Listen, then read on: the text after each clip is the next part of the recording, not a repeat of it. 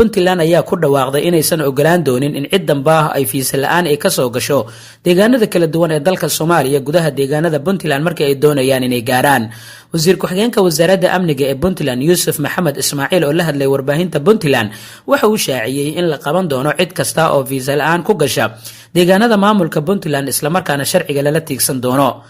qodobka koowaad waxa weeye amniga guud ee Puntland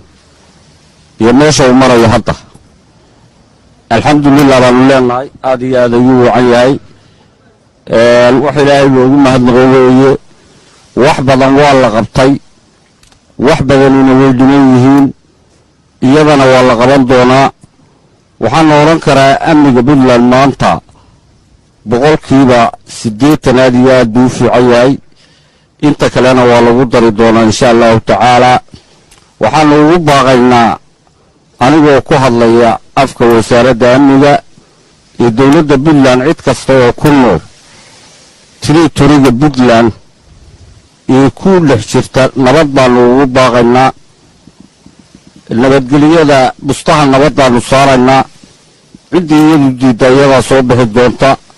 cid kasta nabadgelyo ugu baaqaynaa insha Allah taala inay dalka ku joogto hadday fiisa ku timi iyo hadday u dhalatay oo joogtay